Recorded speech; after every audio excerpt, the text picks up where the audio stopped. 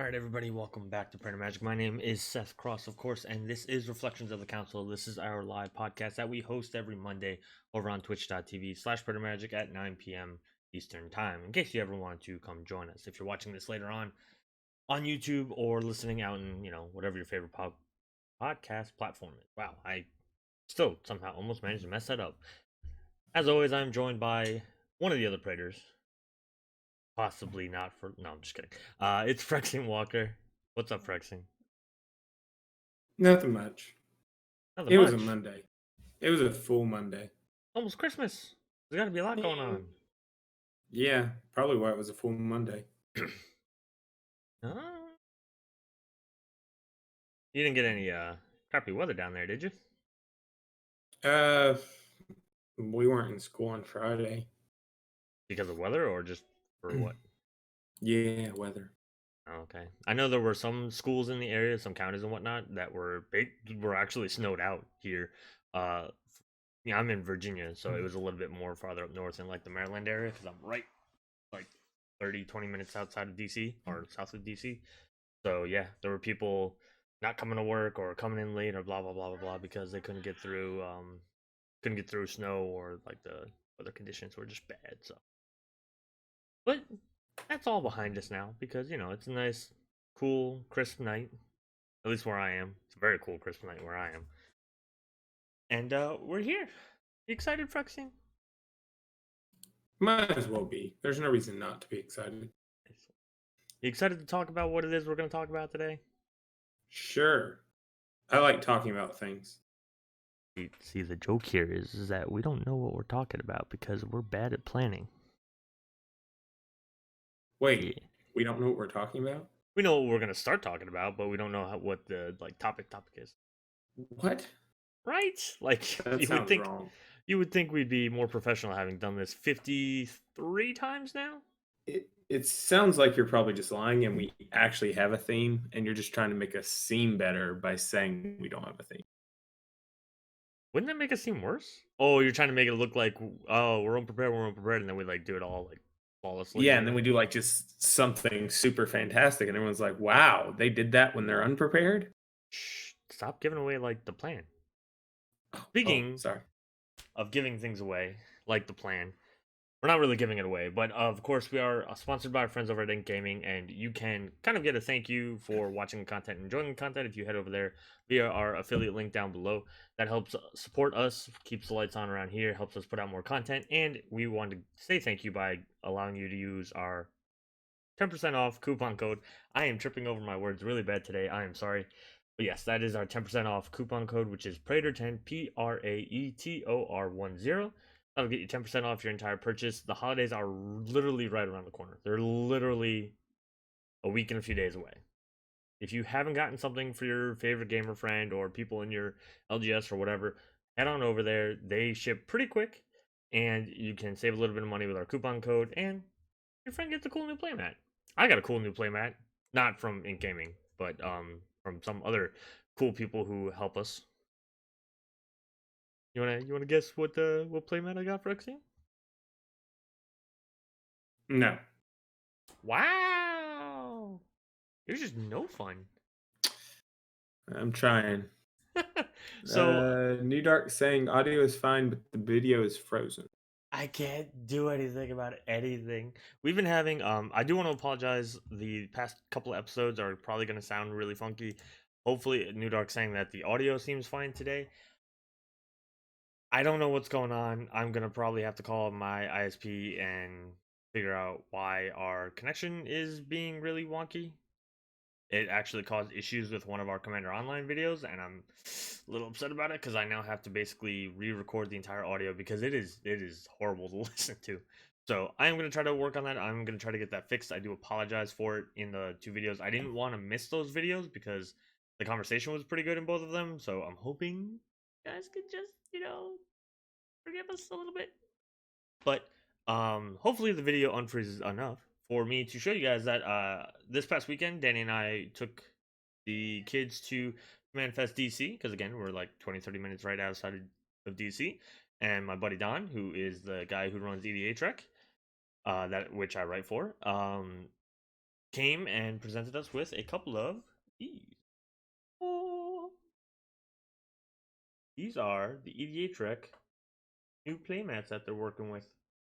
Isn't it Ooh, so pretty? Look, there you shiny. look. Your favorite person is there, right there. You on there? She's on there. There she is. And then we got Lord Windgrace, we got Zur, we got Zakama. Look at that. Some awesome commanders. But yeah. Well, at least for some people. Maybe not always the people playing against them, but. Well, there's a reason we don't play one of them on stream ever. Well, two actually. We haven't ever played Zur, and like he's not soft banned or anything, but I would like to never play Zur on stream with anybody. I don't know. Didn't you try to do an Astral Side Zur once?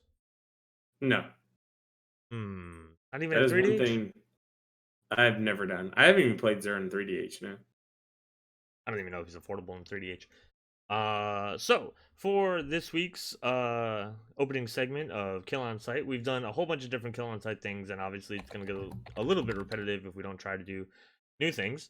So I want to actually ask you an interesting question. Have you ever had in your meta, in your group, or at your LGS, a Kill on Site player, somebody that is so consistently winning games that you're like, he's sitting at the table, he or she's sitting at the table. I probably don't want that to happen.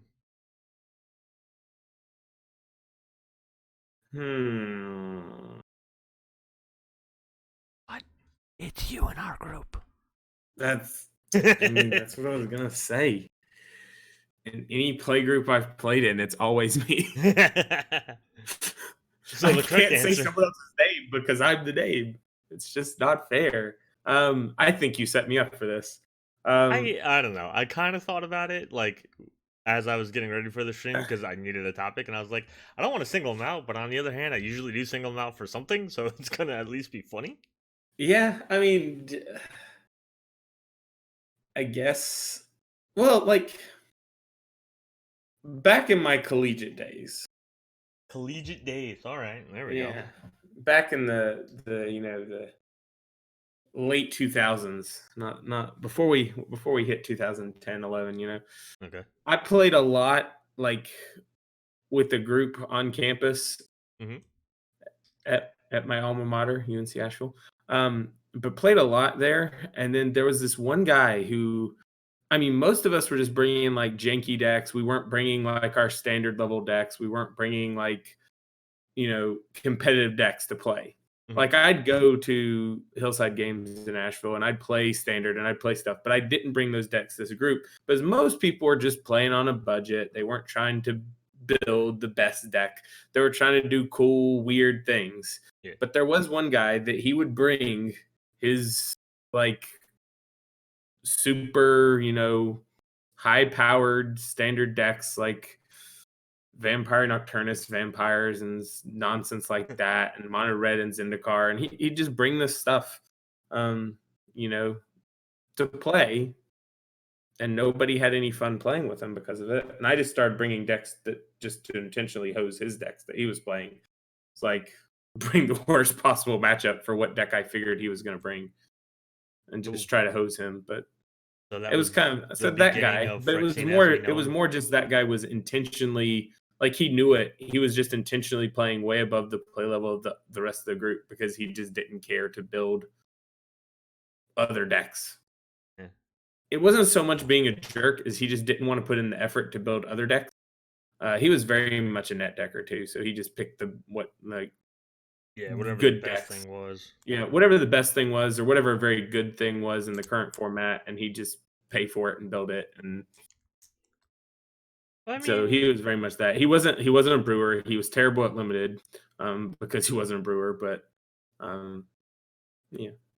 so what did you eventually do with that kind of like situation? It was at the end of it, you just bought like counter built him, and that was it. Yeah, I counter built him and just kind of tried to make him miserable because he was Wow. making everyone else miserable. He was making all these people like there was one guy that built like a weird blood pet roll deck or something. It was So you're just an anti-bully bully. Yeah, well, yeah, I bullied the Eh, bully in a yeah, way, and in doing so, I became the bully, and then yeah. You become that which you hate the most. but even in that format, like, it got to the point that he just stopped coming. There wasn't a place for him, so All right, and I well, stopped. that was not the resolution I was kind of, trying to navigate to, but here we are. Well, I'm sorry. Hey, you asked. But honestly, in any other play group I've ever been in, besides that one weird collegiate play group, it's probably been myself.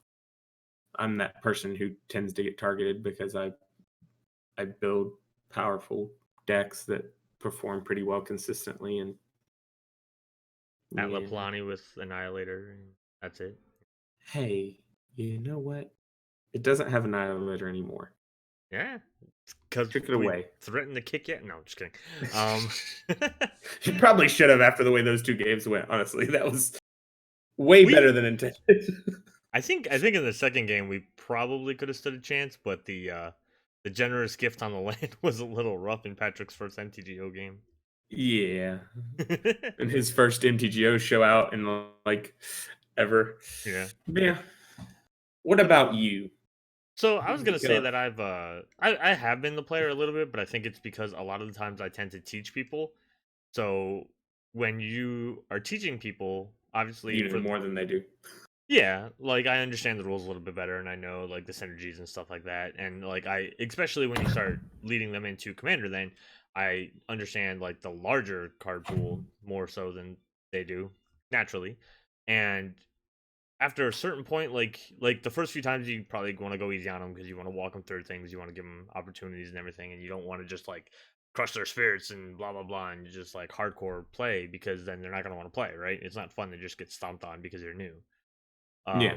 But after a certain point, like you start, like, all right, well, I'm gonna really pilot my decks now, or like I'm gonna pilot some of my better decks now because I feel that you understand enough to where I'm not gonna just curb stomp you because you don't know. I might curb stomp you because you don't know these strategies or these synergies, which is just a learning process. But like you always have to eventually like kind of level up as a player too. Like not just your decks need to get tuned or anything. Like sometimes you need to learn. You being the royal you, anybody in the world, like me too, because I've had Yeah. people raffle stomp me as I was learning, especially Commander. I mean, I've only been playing Commander for like 7 years, so. But there's been a few people. John. Guess I've been playing Commander since I was in college. So 2008, 2009 is probably when I started playing. Hey, DP Kraus. John's been So kind of the boogeyman of our play group once upon a time. We had another friend, Rob, who was he's kind of like a spiky player, and like you were saying, he's a net decker. So he would go and he would learn the super good decks and super good strategies and the infinite combos, and would try to put them into his decks and find a way to play them, which is fine. But it does like that's also another part of I guess this conversation is like how does your whole group change that way because it does kind of enter into like that arms race thing, especially when it's a newer person. Because yeah. John and I taught Rob how to play, and then Rob went and did his own research and found his own like things that he wanted to play, and some of it wound up being infinite combos, which is again is fine. But now like you're a new player playing these things, we're not playing these things even though we know them because there are other new players in the group, and now what do we do? Except we start playing meaner in order to show you that like yeah these combos are good but there's also answers to them, and here they are. We just haven't been unleashing the full arsenal at you. Yeah. Right now. I got real good at playing in Vintage Cube, Yeah. um, where I went natural order on turn 3 on an Arbor Elf to get Progenitus, and then my opponent untaps turn 3 and plays Council's Judgment. It's like, oh yeah, well that was a perfect counter to what I just did. I mean, normally people just scoop to it. It's like, nope, Council's Judgment. We're playing a game of Magic now. Yeah. So you can definitely get into things where you have some really good combos, but there's some pretty easy counters to them that you don't even think of. Like I didn't even think about Council's Judgment as an answer to it. I'm just like, oh, he's probably gonna scoop after this, and then he's like, nope, Council's Judgment. Let's play, sucker. I think that's also another big thing of it is that if you learn in a more competitive format or like with more competitive people, that'll also adjust probably how you take to Magic, especially once you start going into Commander. Because like, let's say you learn through Modern, right? Like you just a modern person teaches you, and then you start trying to go into either Standard or Commander. Like you're just gonna have that like, how do I go faster edge? Mhm. Whereas Commander, like that's possible, and there are people who want to do that, but I think as a majority, that's not really what the format wants to do. Like Yeah, the the majority of the format isn't trying to kill the table by turn 6 to 8. Yeah. A majority of the format is not trying to do what Phyrexian does. You're right. What is today's topic, Kraus? It's funny you should ask. Because first So, we're what gonna about start that with bracket, right? first we're gonna start with our topic from last week actually a little bit. We did discuss Mark Rosewater had put up a bracket which is this one right here. So he does these head-to-head polls every once in a while and he chooses different topics and he runs these for a couple weeks and then eventually gets to a winner. And there's nothing really to it, there's nothing on the line or anything like that, but it's just stuff that he does for like easy content. He's even said like that's kind of really what it is. It's an easy way to engage with the Magic fan base. So he did this one. It is possible changes to Commander. I'm just gonna say everything that's on the list because we went over this all in the last episode, which should be out on YouTube and Podcast World by the time this one does. So if you're not here with us live, then you'll hopefully had a chance to see the episode before this one. So changing the hybrid mana rules, no maximum deck size, banning Soul Ring, non-creature legendaries as commander, no commander damage, fourth player advantage, poison counters total change, like the poison damage to kill you, return of the tuck rule, having wish boards, changing the mulligan rules, having no changes, life total changes, planeswalkers as commanders, change to the partner tax, commanders changing the way commander die triggers work to making it so they do work, and allowing silver bordered cards into commander. So we talked about this last week. We came up, we kind of addressed like what we thought of each one. We kind of sort of were like, oh, I think this would win in the end if this poll were to happen. But at the end of last week's episode, we decided to do to actually like follow through on a bracket like you would do with a sports bracket. So Phyrexian did one and I did one. We opened it up in case anybody wanted to like send us one. We didn't get anything, which that's fine. But I am curious to see what Phyrexian did. He gave me his results, so I marked up a sheet. And this is what Phyrexian thinks. So in the first round, the things that he had winning are change the hybrid mana rules, non-creature legendaries as commanders, fourth player advantage, return of the tuck rule, change the mulligan rules, life total change, planeswalkers as commanders, and the commander die triggers happening. Which I think that's pretty safe like first round guesses. I don't think you chose anything that's is super crazy. I guess like the Soul Ring band people might kind of be iffy about depending Again, on who you like I talk to. don't see Soul Ring as like a greater offender. Like if it said fast mana ban, I might be more likely to pick it Yeah, if it was than um Soul Ring ban, yeah. because I see Mana Crypt and Mana Vault and other cards like that. While they're more expensive in paper and you don't see them as often in paper, but I see them to be just as much of a chronic issue. Um, Kraus says still going no changes. He's still doing that. So Krause's entire bracket would literally just be pointing no No change, changes no to the end. change.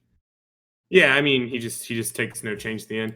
But yeah, I kind of took it like as I was doing the bracket, I kind of took it as what is the greatest like change?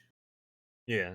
What Like would be the big impact changes? yeah, what would be the big impact change? What would provide the most new diversity to the format and what would, you know, do that? Because, in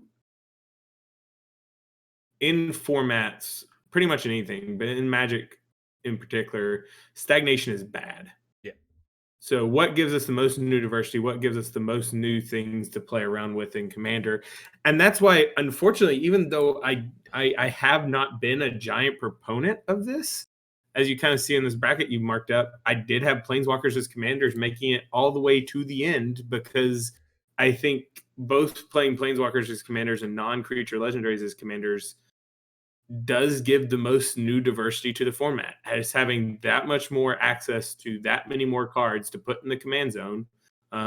Even if you have to do some bans along with it, of things you just consider too powerful to be in the command zone, like you might not want to let anybody play Mindslaver in the command zone. That seems pretty awful. Hmm. But even if you have to go, to the point where you're banning certain things because you don't want them, you don't think they're healthy for the format. I think it still does provide more new diversity to the format than it does, things that you're going to have to kind of excise. Yeah, I feel like that's a pretty safe way to think about it. Because I mean that's kind of how we typically have the conversation with even the Planeswalkers as commander thing, which we've talked about so many times on this podcast that we're not going to go into it again. But Yeah. I think I like your idea of what does kind of like shake things up the most, but in a safe in a safe way, right? Because we don't want to just completely we don't want to break the format in the bad way. And that's why for me, Return to the Tuck rule kind of came a lot because one thing that when we still had the Tuck rule that it did make a big difference is you didn't see as much like linear completely based on the commander play. Yeah, Like if you're playing Muldrotha and your whole thing is I'm going to put a bunch of things in my graveyard so Muldrotha can bring them back, and you're relying on Muldrotha to do that, and then someone tucks Muldrotha into your graveyard or into your library, that makes it a lot harder to do. yeah. Then Or you're kind of if SOL. you're 100%, I'm all about, this Voltron strategy. My commander's just going to come in and all of a sudden, like, oh, condemn. Like It's like, the now Voltron that's on the decks bottom where of your there's library. only one creature in the whole deck and it's your commander. Yeah. So, I mean, or even like honestly, my Keranos deck, where the entire plan is to take Keranos and, tuck it into Thousand Year Storm with one of those two cards.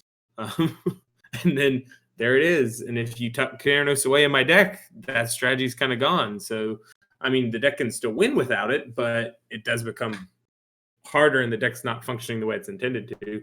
And I think that brings some interesting new diversity to the format, though, when you aren't always, especially with those decks that are just so good at making the extra mana to recast their commander. It's like, Yeah. oh well, I could kill it, but then they'll just recast it next turn and it has haste. So I think a couple times I've even like given up on trying to kill a commander if it's gotten to that point. yeah, Like in Galta decks, the only reason to kill Galta I think is to put it back in the command zone so it doesn't have haste when it comes back out. But it's gonna come back out for 2 mana anyway. You know what I mean? I mean, I When think it's like built cards like properly. Zakama or Maelstrom Wanderer, where it's literally bad to kill them. Yeah. Like if you kill them and they're recasting them, they're getting so much more value off the recast. That's like it's just bad to do this. There's no reason for me to actually kill this commander. You're actually better Whereas, off like Darksteel mutationing those kind of things. yeah, Darkstone mutation, yeah, you know, trapping it in the moon, making it a tree, whatever you're gonna do, but you're way better off doing that than you are killing it. Yep. But like when you had the option of tuck rule, that gave you one more way to do that because right now you do just have those few ways, like a handful of cards that'll actually do that and will deal with it until they draw an answer. Yeah. So, I also did a bracket myself. I think mine's a little bit different. Most people are probably going to be surprised with how the end of it goes because I'm sure everybody expected me to just automatically kind of find a way to make planeswalkers as commanders to the end. But this is the one that I did, and as you can see, I did have life total change and everything like that. But what I wound up having win in the end was the silver border cards for kind of a similar reason as what you said, that I think we would want to do things differently and like or like a way to shake up the format, right? That's I guess what I'm trying to say is that I think the silver border thing would actually do it more, but with the caveat that, like, again, the really annoying cards that I don't think anybody likes, or at least I hope nobody else likes, like the Nerf Gun Wars, or isn't there one where it's like confetti or something, and you're supposed to rip up a card and sprinkle it Yeah. on the blah blah blah, like stuff like that? I think is just too obtrusive. But do we really need to change a Yeah. fundamental rule of EDH to increase the diversity of the game? There are at least 150 new legendary creatures coming in 2020. There's a lot of diversity. So it kind of depends, because this is something that I think we have been talking about as a community recently, is that the diversity is actually kind of like drying up in a way when it comes to new commanders, right? So new commanders are coming out, but they're not really as like diverse in what they do as like you would think in just saying that number. So, and what I mean by that is I'm talking about kind of like the brawl precons again. So, out of 4 of them, 3 of them had a way to just draw cards. So, you know what I mean? Like they each did it a different way. There was, Corvold was sacrificed, Shulane was creatures entering the battlefield, or I'm sorry, I think being cast, and then Sir Gwen was with attacking with equipped creatures, right? But like the end goal was all the same, and I think a lot of that is becoming more and more of like the less diverse thing is we're not getting diverse rewards anymore.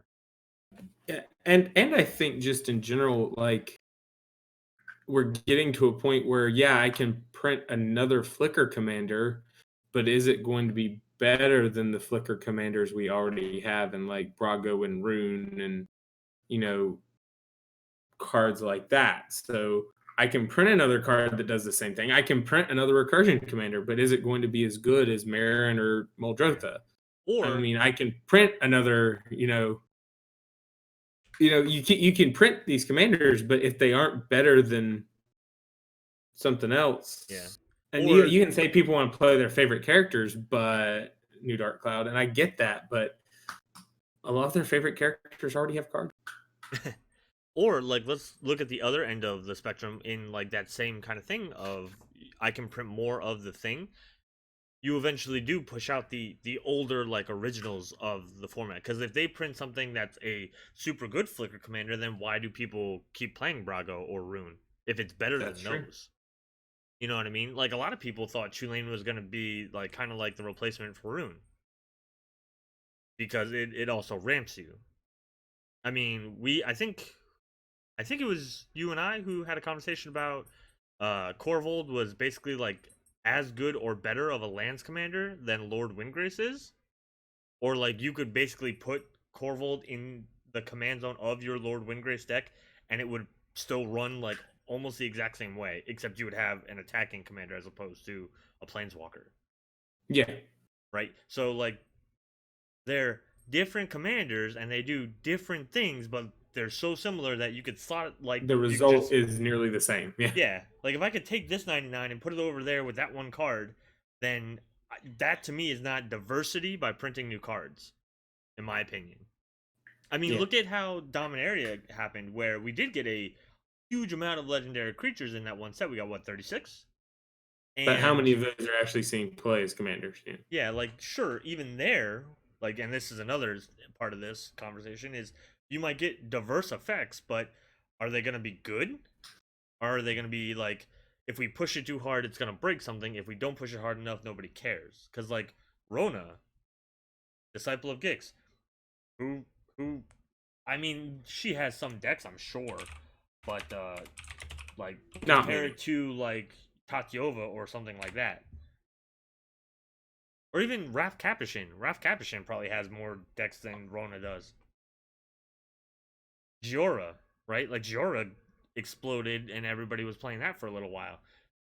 And again, right? Like going back to I think my first point of the effects or the rewards are not diverse. Giora's big effect was to draw a card, was to like combo off, kind of like how like it's like a value deck, just like Yarok, right? Yarok. What's the difference between the Yarok deck and kind of like a Muldrotha deck. You can almost run them the same because Muldrotha tends to have a lot of ETB stuff. It's a little bit more diverse in its permanent types, but if it has an enter the battlefield effect on it, it can go into a Yarok deck. I would almost want to compare a lot of like the average like synergy percentage that EDH rec shows of the two, like the top cards of each of those two, and see how similar they are. That's not really diversity. That's just doing the same thing in a slightly different way. Like I don't call that diversity. And that's actually like a big complaint a lot of people just have about Sultai decks in general, or Simic decks too. Especially Simic decks. Well, when your entire color identity is how do I have value, you eventually get called out for being how do I have value colors. Not that I don't really enjoy playing Simic. Right? Like, I like to do the thing. Don't get me wrong. But it is the thing. Like, yeah, it is like, the thing. You can't deny that, like, Yarok isn't kind of a dumb card. Yeah. Oh no, there's too many Yarok cards in the world. I didn't click on the right one. I do believe, though, I do kind of agree with New Dark Cloud that the whole Planeswalkers as commander thing is an inevitability. If only that Wizard seems to keep printing ways to have a Planeswalker occupy the command zone, whether it's naturally with like Estrid and Aminato and the monocolored ones that were the OG ones, or it's flip Planeswalkers where like what if they went and every Planeswalker had a flip version like they did in Origins each year for different Planeswalkers. Eventually we would just have a bunch of Planeswalkers in command zones. You know what I would get really behind, and I don't know if they do this or not, but I think what would be really cool is to take the original 5, and remake them as can be played as your commander cards. So take Jace, take Chandra, take Ajani, take Garruk, and take Liliana, and make a version of them that can be played as your commander. And make that commander whatever, 2020 or. So are you saying like the same thing and just adding the text, or are you saying remake, like make a whole new Liliana and then put make the text a whole new Liliana, some sort of Liliana where it has the text at the bottom, can be played as your commander, not those commanders themselves. I don't think those should not those as commanders, but like take Jace, the characters of you. When you say the first 5, you mean the characters? Yeah, I mean the characters, the first 5 characters, the original 5 Planeswalkers from Lore and Block when they first did it, and just say, hey, we're gonna take these and we're gonna make something out of them. I think that would be cool. Yeah. It would be cool for like a if that was like the theme of a precon one year was like the origins of Planeswalkers. And then they could like, so how every year we have the replacement commanders, that's what I call them, the legendary creatures that can also go in the deck. The deck's not really made around them, but they fit in there because colors, and they typically do like different stuff. It would be cool if we did in decks like that where we did characters that specifically were like a part of their history, right? Like, so if Liliana was the mono black one, the Raven Man was a legendary creature in her deck, because we tend to get characters like that in commander precons anyways, like the ones that were never seen on a card before. We tend to get those in commander precons nowadays, so stuff like that. I would imagine if it wasn't for the fact that we went back to Dominaria and did see Jasu Vest would be a good fit for that kind of idea for a Liliana, but obviously I don't think they would redo him. They could probably put him in the deck, but I don't think they would redo him. Maybe like her parents or something. I don't know. For Chandra, I don't know. Like, it's kind of hard because they don't have Chandra. It would probably be her parents, but in a different version. But we already have mom and dad in Liliana. Yeah, that's what I'm trying to think. Like, what you just have to make a new card for him. You'd either have to remake. You'd have to either remake all new cards, or you'd have to find new characters in their colors. That's another thing too. Because like some of the characters that they meet along the way are not always within their colors. I mean, look at them as a group right? Like they're each different colors, blah blah blah. Yeah. I think that'd be cool. Like, take those original 5 and do something like that with them. And those are all 5 fairly beloved characters. You know, I'd say Johnny's probably the least out of them, but not that he's not, but just compared to Jason, Chandra, and Garrick and Liliana, he's kind of like the fifth wheel. I think people have a hard time like relating to a Johnny. I think it's because he's a cat. He's kind of aloof, Yeah. kind of Well, like does his own thing. Doesn't really. You think he wants to be petted, and he's like, "No, go away." And the second you go away, he's like, "No, come back and pet me." Is that what it is? all right, you went way too hard into this. Do you have a cat? Yes, I do. Oh, well, that explains so much. It's. I mean, it was my wife's cat. I inherited it when we got married. Oh, well, mistakes were made. Yeah, well, it was either not marry my wife or bring the cat along. I said, okay, fine. I'm not gonna repeat myself. But yeah, I mean, I think that would be cool. Like some cool ideas for commander products. You know, to find a way to integrate. Like you could find a way to integrate some of these ideas, like by introducing new commander products. It would be kind of cool, especially since Garuk is back. Like he never Yeah, really back, wasn't. back. He just kind of was off doing other stuff. And You're just Ajani's, kind of in a different place, chilling out, waiting to come back into the actual story proper. yeah, right. And Ajani's back in like the main story. Gideon's obviously not around anymore. Jace is in the main story. Chandra's in the main story. Um, And Lily is. and Lily's in the main story. So it would be funny if, not funny, but it would be kind of cool maybe if they did that as like a brawl precon. I guess Yeah. that could be something that they do. Make it, and they could even have it legendary creature that flips into like they could go through a story arc at some point where it's like, hey, we're going back through their memories or something to probably wreck on them. That's probably what it would really be for, Yeah. is to kind of like rewrite some of their history a little bit, like they've done to some of these guys more than once. But I I'd don't know. say that Lily and Jace already have their no, because they already have Jace Friends Prodigy and they already have Liliana Hero Healer, so Yeah, you've already kind of got that for them. You don't have it for Garrick or Johnny or Chandra, but yeah. Well, Chandra is also like she's had her story rewritten. yeah. Um, Jace, I think got rewritten a little bit. Gideon got rewritten a decent amount, which I guess is not relevant since again he died. Yeah, and that's sad, Kraus. So you're right. Johnny hasn't been a major player in the story for a long time, but he really should be. I think it does go back to the like it's hard to relate to him thing, or who knows? Maybe people just had like kind of a bad taste in their mouth from like an RD perspective because of his red white version. The Vengeant. Yeah, he mad kitty. God, look at his face. He's so He mad. is so mad. Now, bro, go get some That milk or card's something. totally fun to play in Vintage Cube here. Not fun to play.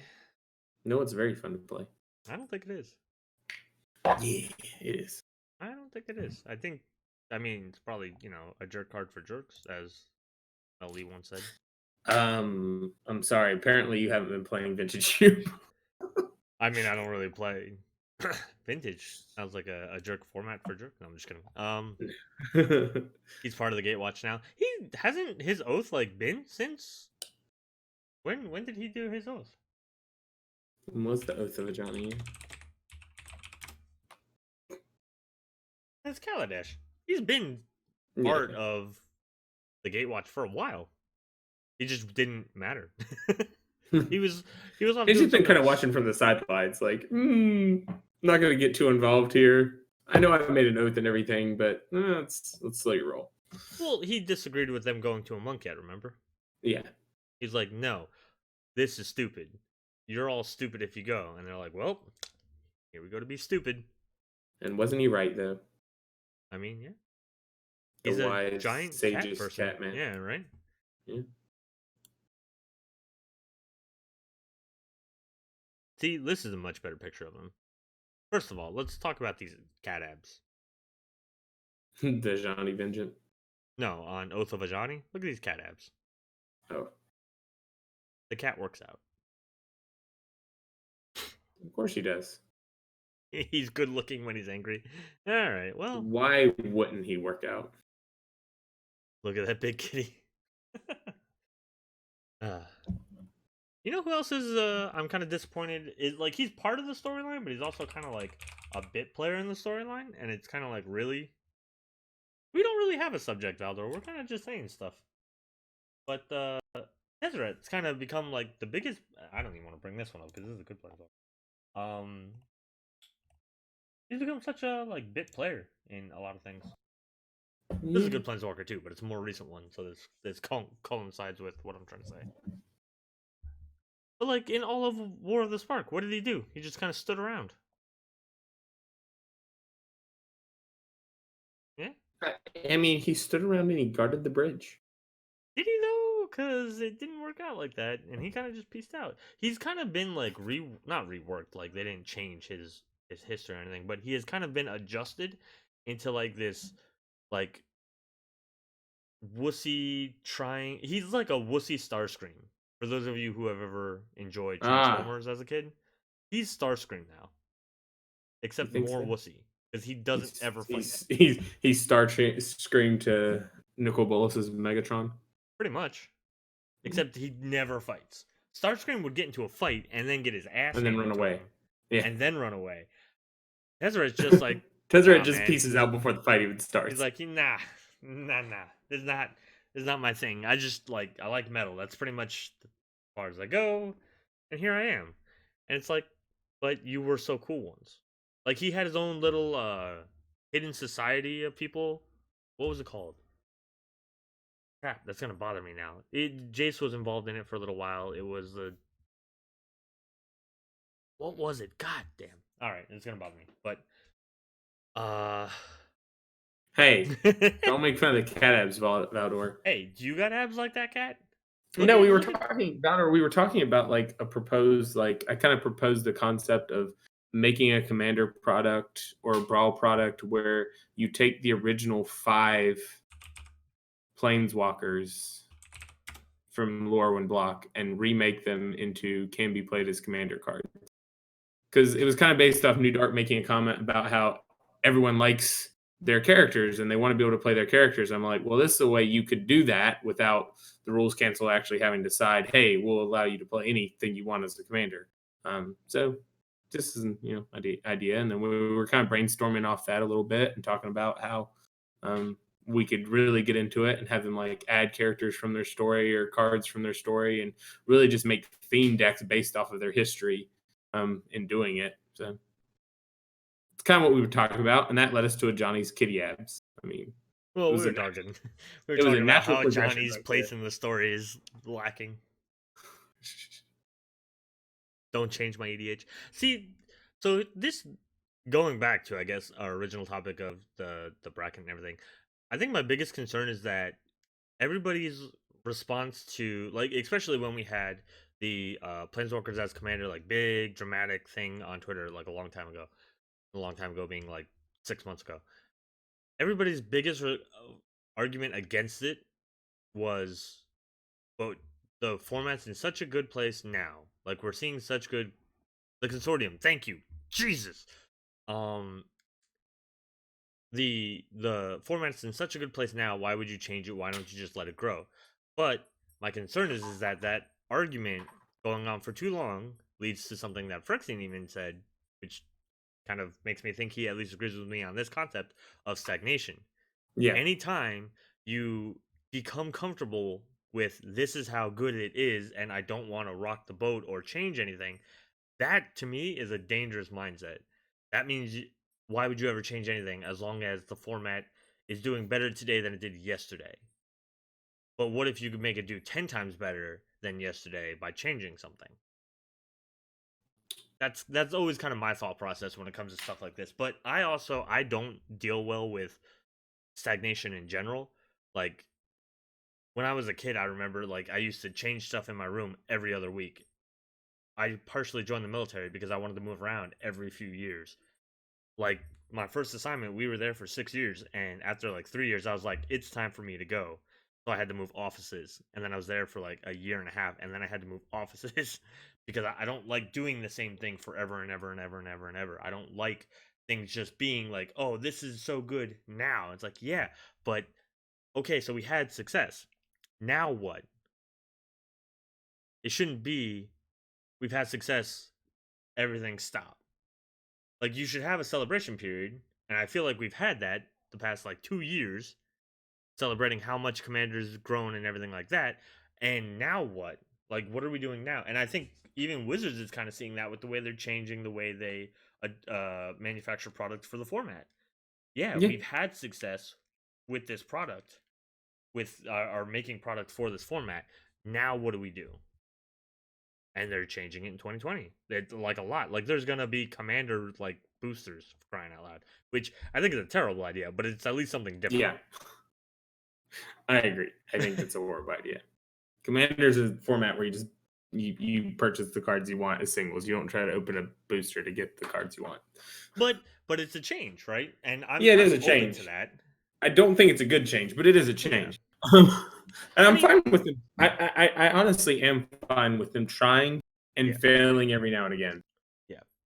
Because some That's people are like, "Oh, how could you ever print Uat, or how could you ever print Oko?" And look at you doing terrible things. But at the same time, it's like they're trying and they're trying to improve the format and they're trying to add to the format and give us new things. And yeah, yeah. sometimes they're gonna screw up. I mean, it's gonna happen. I mean, they push the power boundaries a little bit too much, Yeah. and I mean, and like, I know some people are like, oh, well, it makes people lose faith in the product. I'm like, has it though? Have people stopped playing? Because every quarter that I hear about Wizards coming out with their new stuff, it's a constantly growing game. So, and that's through issues. That's through Copycat Sahili. That's through Smuggler's Copter. That's through Field of the Dead, Oko, Veil Summer. Like, Uat. Once upon a time. Uat. oh yeah, yeah, right. So I mean I get that that is a concern, but the financial data shows that it shouldn't be a concern because people are still buying into the game. It's still a fun game, and the fact that they are capable of banning things like, oh, it doesn't look good, whatever. I mean, look at Hearthstone that changes its cards every set. Like not just like bans or unbans or whatever, but they legitimately change what the cards do. So where Yeah. good cards become crap and crap cards become broken every set. Yeah. That's actually why I really can't play Hearthstone anymore because I just can't keep up with it. That to Because it's me, constantly changing. yeah. And like the card changes, like it's not even like the format changes because of the cards in It's it. like Liliana Vess doesn't say what Liliana Vess says Yeah. anymore. That I can't keep up with. I mean, It's like granted, the like at plus least one, the -2, and the -8 all change. And maybe even their yeah. values change. And like don't get me wrong, Hearthstone has a leg up in that kind of conversation because it's a digital only product. So like you never have to worry about Oracle texting because there's nothing to hold on to, there's nothing solid about it, and they can make it so that oh, you can now see the change. You never have to be confused from what's on the card to what it actually does. So like Yeah. but I just can't keep up with that kind of constant change where like the meta just shifts so rapidly from this set to this set to this set. The problem with trying is it's hard to reverse big changes like that without causing a massive upheaval.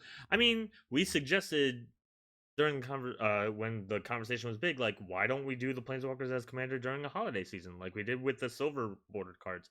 That was a big change, and a lot of people were super unhappy about it. And a lot of the people who were super unhappy about it realized that it wasn't that big of a deal and liked it. Hello, this guy. Because I hated it. I was like, no, I'm not gonna walk into an LGS and play Commander the entire 3 months or whatever it's legal. It's the stupidest thing ever, and I hate it. And I think people who like it are stupid. And I was just mad. And then I watched some games of it, and somebody eventually convinced me to do it. And I'm like, oh my god, this is actually really good. Granted, Unstable I think is a better product than Unhinged and Unglued, Oh, definitely. but growing pains. Third time's a charm. I mean, that's even Well, I mean, I think I think it was a different mindset too. Like yeah, Unglued and Unhinged were literally just not caring what they printed. They didn't care how quote unquote broken or ridiculous a card was. Whereas Unstable was trying more to make an actual balanced set that Yeah. could actually be drafted pretty decently. I think it was Gavin on the episode that they did with Game Nights, where him and Mark Rosewater went and played with Josh and Jimmy. Where I think Gavin said that they designed this one to try to be more like regular Magic with mechanics that you would eventually. No, Mark said that you may eventually see this down the road part Yeah. in Blackwater Magic, but I think Gavin said the design was to be more like regular Magic. So I think that helped. Like you still had some crazy silly things like Yeah. giving your Like cards away to somebody else in another game. Um, which actually, when you think about it, isn't that crazy? Because like we have cards like Humble Defector, you give that card away in your own game, granted, but like, so it's not that crazy of an idea. But yeah, so I don't know. I feel like especially the during Christmas. This is the yeah season for giving gifts, right? yeah.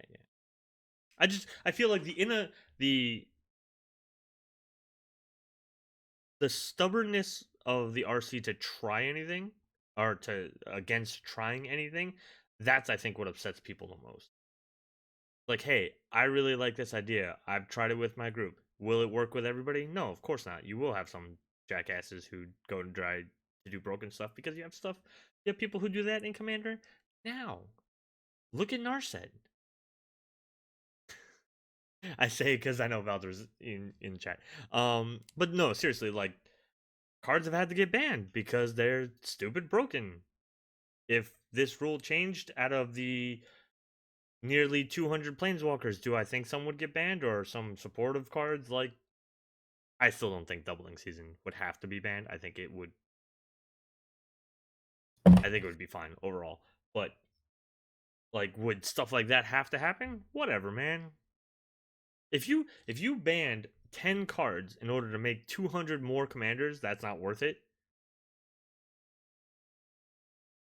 Just saying. Especially 200 commanders where, like, as New Dark Cloud said, people really. I don't know how we got back into this topic. I even said at the beginning of this podcast that we were not going to go into this because we go into this all the time. The chat's fault. But yeah, people just like their characters. Raul Zarek, Uh, Hoth, Sarkhan, yes. Mm, Nixilis, yes. Vraska. Yes. I just started leaning more and more toward like the more graveyardy ones or the more value-y ones, and You can notice say the change. Karn. I'll say yes to Karn too. Yeah, well, Karn's pretty cool. Ugin. Except for I'll the say fact yes that to he's Ugin. obviously going to be a bad guy in the future. Well, he can be a bad guy. It's No, he's crazy. He's corrupted or something. Something going on with him. My big speculation for like the next 2 years of think so. story. You think Karn's just going to be the bad guy in the next couple of years? I don't think he's going to be the bad guy. I think he's going to be like the manipulated bad guy, where like they're going to use his corruption. Like, let's say Tezzeret is the next big bad guy, right? He's going to further corrupt Karn into doing bad stuff, and Karn's either going to feel justified in it or something, or blah blah blah. He's going to do bad things even though he's not going to feel like they're bad things to do. And I think it's because of the issue he had with the oil and stuff. That Phyrexian oil. It'll get you every time. Definitely don't put that Phyrexian oil on you. It'll get you. But yeah. Wow, we went on no topic for a lot longer than I thought we were. I mean, we didn't have no topic. We had a topic that transitioned into other topics that had us talking about cat abs that led us back here to talking about planeswalkers as commanders again.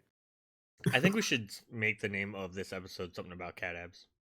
If you watch this on YouTube later or listen to it on like SoundCloud or whatever, and if the title started with cat abs, this is how we got there. Yeah, this is how we got there. There's a very circuitous path. I'm just gonna have Pyreheart put sexy cat abs. every Ajani planeswalker in the thumbnail. It's just the gonna be abs. cat abs. Yeah, right. He's just just gonna arrange them in a way where it's all the abs. Highlight the abs of a Johnny. Put like glow on them or something, or like super zoom in on them. I mean, So how you want to close this thing down? What do you want to talk about to close it down here? Well, first we Other got to than do cat apps. our break the mold thing. Okay. So if you had to break the mold of a Johnny card, how would you do it? How do you break a Johnny? I mean, isn't it broken enough that there's a Johnny that makes another magic card? Yeah, right. Didn't they already God. do that? Yeah, they just that's so crazy. I think they already did it. Like the fact that there's a Johnny that makes a Johnny. I mean, isn't that already broken enough? Which one was that? It was a more recent one. Yeah, I can't remember which one it was either, Strength of the but Pride? yeah, I Yeah. think they already did it for us. Yeah. The -2 create a Johnny's Pride mate. How much more broken can you get? I was actually thinking you put him back in red and keep doing land destruction stuff. Land destruction You has a think place so? in EDH. Should be done more often. Not on a mass scale, right? Like, don't get me wrong. I'm not saying Armageddon should be played in every white deck or anything like that. Although, if you're a mono white player and you play with like only blue players, you should run Armageddon. I'm just saying, and nobody should be able to be mad at you. If it's all green players and you're a mono white player and they don't see Armageddon coming, then they're bad at Magic. Heard it here first. I'm very aggressive today. But make those pride mates. At the same time, you have to blow up all the lands and then make Pride Mates. Yes, All right. Well. both.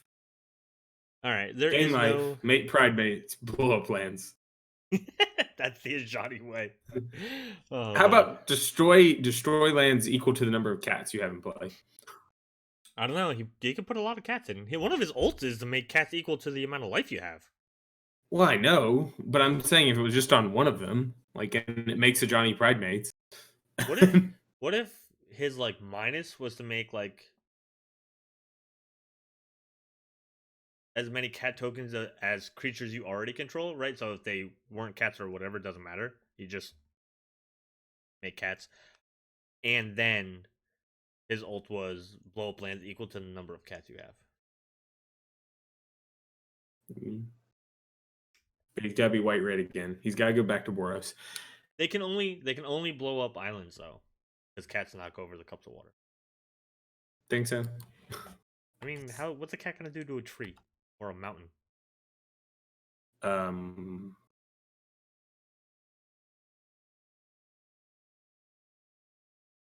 Or planes. Cats don't even like going outside half the time. I mean, granted, like he's a Leonian, not like a house cat, but whatever. Wow. Went there, didn't you? All right. If you enjoyed this bout of nonsense, I don't know how we got here, but if you did enjoy, however it is that we got here, make sure you join us on Mondays at 9 p.m. Eastern time over at twitch.tv/Praetor Magic. There are going to be 2 more this year. I kind of know the themes for the next 2, and I can kind of let you guys know. We're gonna do a little bit of reflections on at least the last one. We're gonna probably do on the 30th. We're probably gonna do like a favorite things to have come out for Commander in the past year, because it's the last reflections of the year. So why wouldn't we do that? And then for next week, I kind of had an idea. Now I can't remember what it was. Ooh. I'll figure it out though. There is no 3DH this week or next week due to the holidays. Just too much. And, family and stuff, right? Okay. That was enough so we don't hit copyright.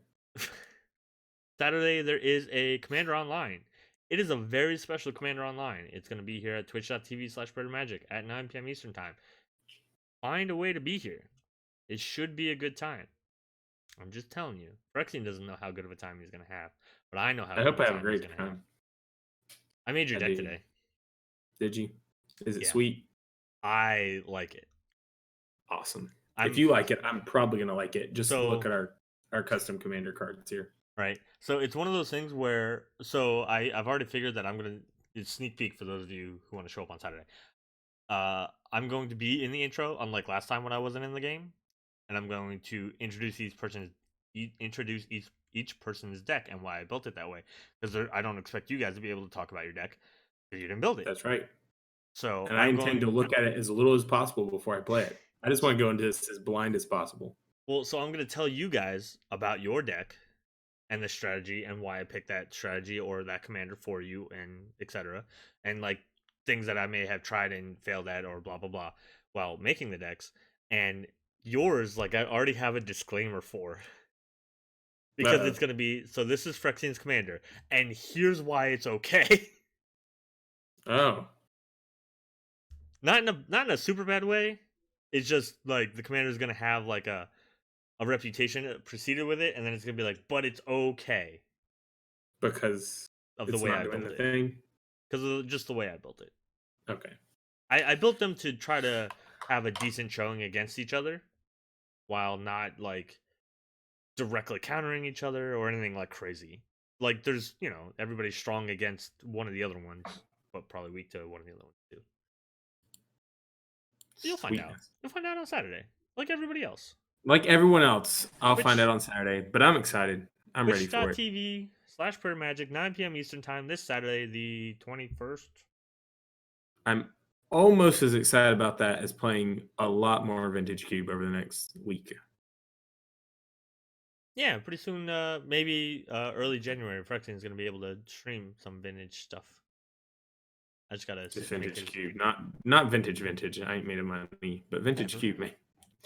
Vintage stuff, like right now I'm 3-7 on trophies, but I'm pretty much either doing really well or doing really bad. Like I either trophy or I can only get 1 win or 0 wins.